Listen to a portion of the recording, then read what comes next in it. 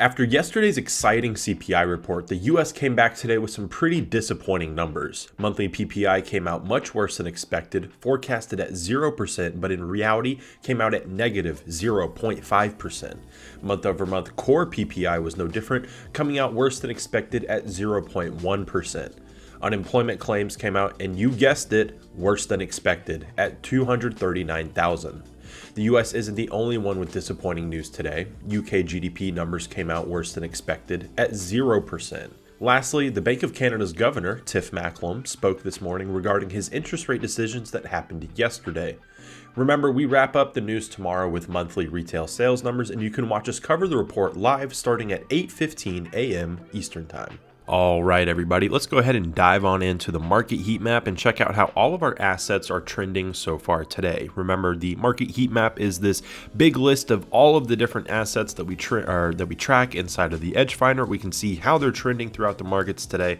It's getting updated every 15 minutes. It was actually just updated 2 seconds ago, actually. So it's super accurate in the sense that you can see how things are moving either up or down throughout the markets throughout the day. Every 15 minutes, it's going to update with biggest movers to the upside, biggest movers to the downside, and all of that amazing stuff. But up here towards the top, I can see our biggest mover to the upside so far today is gold, up 1.58%, followed by NZD USD, Aussie USD, NZD CAD, Euro USD, and Aussie CAD. Those six are our biggest movers to the upside so far today. And down here towards the bottom, I can see USD ZAR, USD CHF, GBP NZD, USD JPY, GBP AUD, and GBP CHF. Those six are our biggest movers to the downside so far today.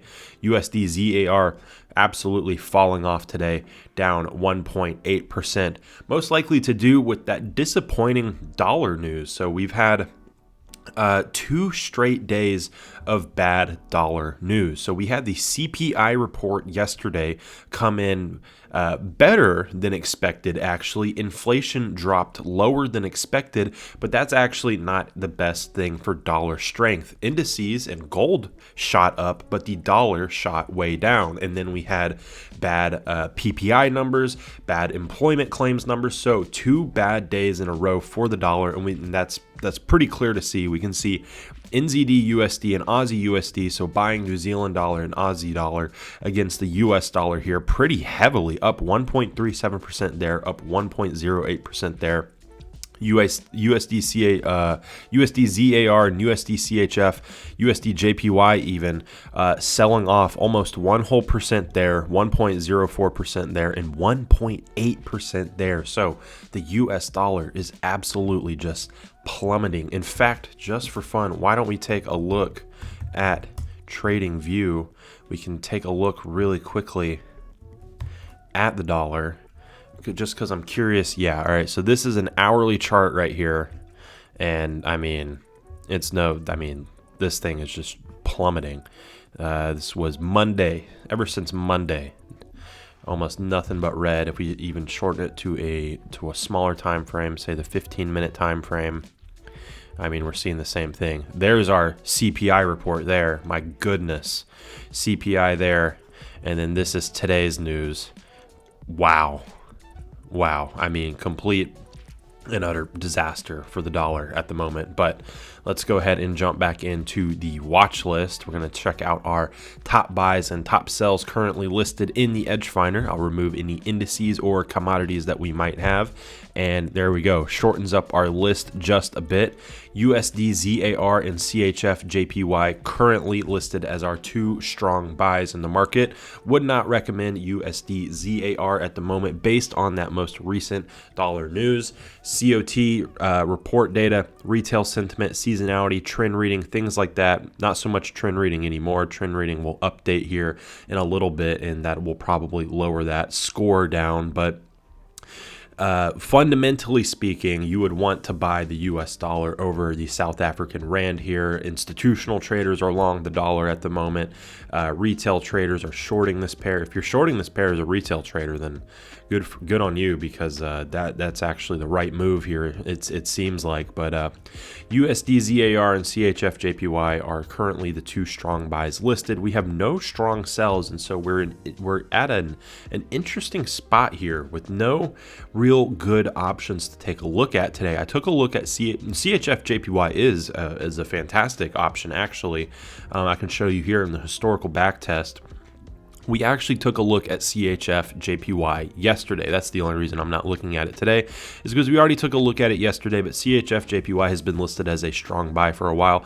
And you can see that price here, this red line here, price just continues to keep going up. I mean, it had a little bit of a lull here, a little bit of a sell-off, but it's absolutely come back and even broken through these highs right here and is continuing to trend upwards. So CHF JPY looks like a pretty good option here. But again, if you want a full breakdown of CHF JPY, all the numbers related to the Swiss franc and the Japanese yen, you can take a look at yesterday's news video where we covered CHF JPY. But today, I think I'm going to look at Euro NZD. It has a pretty solid buy score of a +5, and it's a paired with the Euro and the New Zealand dollar. I haven't taken a look at either of those in a while. So why don't we just go ahead and dive straight on into Euro NZD. Did you know that you can get 40% off the Edge Finder right now? Our advanced market scanning software, the Edge Finder, was first released 1 year ago in April. So to celebrate, we're doing an anniversary sale. Over the past 12 months, we've helped traders all over the world sharpen their skills and find better trades using the market scanner. This is the best time ever to get the Edge Finder for yourself at this massive 40% discount. Day trader,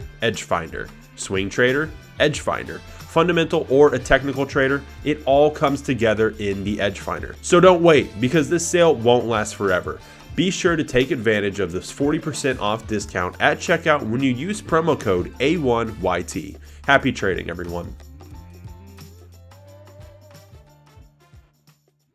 With that nice +5 score here, COT data is a score of +1, and retail sentiment also a score of +1. Let's take a look at that right over here. So currently the institutional traders or smart money traders, that's what we're taking a look at when we're talking about COT data, they're pretty neutral on the New Zealand dollar. We can see here, you could argue slight favoritism on the short side, 56.18%. And 43.82% long here on the New Zealand dollar. But really all that's telling me is that they really can't make up their mind. I mean, if you think about it, we're 6% above 50-50 and 6% below 50-50 here. Not a whole lot of leeway one way or the other. Yes, slight favoritism on the short side, but not strong enough for us to really score it.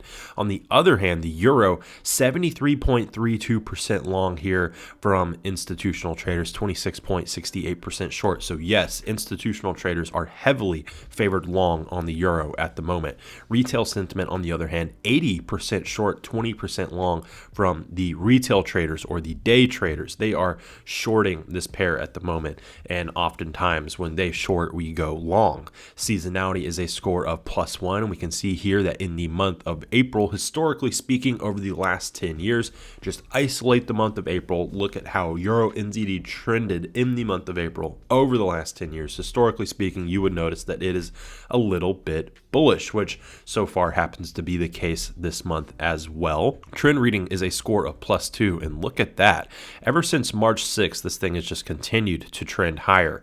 March 7th to the 11th, maybe a little bit of a downward move here, but really just more sideways than anything, and has popped all the way back up since then and is continuing to have nice bullish momentum here. Price forecast projects that is absolutely going to continue to be the case. And we can finish up with our fundamentals that are split at the moment. GDP growth and inflation scores of +2, unemployment and interest rates scores of -1. So fundamentally speaking, not a whole lot to go off of here, but we can go over these numbers anyway. Currently, New Zealand's GDP growth -0.6% compared to 0% in the Eurozone. Inflation 7.2% compared to 6.9%. Unemployment here 3.4% compared to 6.6%. And lastly, interest interest rates on the New Zealand dollar, currently 5.25% compared to just 3.5% on the euro. So euro NZD looks like an interesting one, could definitely be a long potential trade here. Pretty solid score of a +5. Institutional traders are heavily favored long on the euro at the moment. In fact, if we take a look at the Smart Money Tracker, which is our COT report data page here, the euro is actually more long than the dollar at the moment from institutional traders. Institutional traders are currently 69% long on the US dollar, 73.3% long on the euro. So smart money traders, institutional traders are favoriting the euro over the dollar at the moment, and that is in fact their most long currency. We can see here that they are more long on only gold, oil, and the JP225. Those are the only assets that they are more long on than the euro. So as far as currency strength goes, really favoring the euro at the moment. But yeah, there we go. Remember, guys, if you want the Edge Finder for yourself, this amazing trading tool with so much useful information here to help you find better trading opportunities, you can get it at that massive 40% off discount right now for a limited time. It's not going to be here much longer. Limited time only, 40% off discount code A1YT at checkout. This dollar weakness is just making gold fly. We have to even acknowledge, that this level of support is now technically resistance, right? So if we're looking at the 4-hour chart for the dollar traders out there, we just broke a key support in front of our very eyes this morning with the PPI number. And again, PPI numbers continue to be so important to the market. This is like the third one in a row where the PPI number was very significant to the market and caused massive moves. So yeah, would you say news are good for the market? The news, it just depends which market you're talking about. If you're talking about the S&P 500, if you're talking about the equities market, if you're talking about risk on sentiment, I would say that today's market news was actually pretty risk on. Why is that? Because again, cooling inflation means the Federal Reserve might back off on rate hikes. And if that occurs, then there is a possibility that, again, they will pivot, and we may even see the markets have a good run to the upside. The S&P, the NASDAQ, US 30, it is very much closely watching the Federal Reserve's plans going forward. Hey, Nick, how has your overall performance been this year? It's been really good. Thank you for asking. It's been really good. I've caught a lot of gold longs. I've caught a lot of indice trades to the upside. That has been an awesome trade for us this year. We've caught that several times and continue to be bullish on the indices at this time. Fanique, thanks for answering. No problem. That's what we're here for. So let's see what we're going to do here is we're going to take a look and see if we can find some more ideas. I'm curious about the S&P 500. I want to take a look at seasonality for a second. And we're going to switch the asset around here. We're going to go S&P 500. I'm going to put that in play. I want to show you guys something. So seasonality, it's another indicator that we have on the Edge Finder. Seasonality is a very simple concept. What we do is we take the last 10 years of data and we basically say, what is the average return in a given month of the year? So for example, January, slightly positive, February, slightly positive, March, slightly positive. And we're looking specifically at the S&P 500. April, big up month, right? May, good sized up month. June, up month. July, big up month. August, up month. September, slightly down on average. So I find this very interesting. This is seasonal trends, and we're looking at the monthly chart. So the month of the year seasonality when it comes to the S&P 500 is entering into a period where things look pretty optimistic, at least in terms of a seasonal perspective. Adding that to my bias, again, I'm long biased on the S&P, and for that reason, I'm seasonal trends are something that we regularly observe. If we take a look at, for example, GJ, which is a trade that I'm in as well right now, I believe that this one has good seasonal trends as well. Yeah, so you've got the month of April was exceptionally bullish historically speaking, for the pound Japanese yen. And so that was part of the reason why we took that trade. And again, seasonal trends are like a very simple metric that many traders do not think about, they do not use, but just observing that, hey, during certain parts of the year, certain markets have some historical tendencies that could even be traded off of, right? So again, that seasonality metric can be very useful in that regards. What we've done too is that if you have a favorite pair, like for example, if I go look at GBP JPY, we have all these different indicators. And as traders, there's so many things for us to look at any given time. So what we've done is we've taken all of our favorite things, retail sentiment, COT data, economic data, right? GDP, inflation, unemployment. We've pulled all of this stuff into one spot and printed out a bias generated by the metrics that we follow.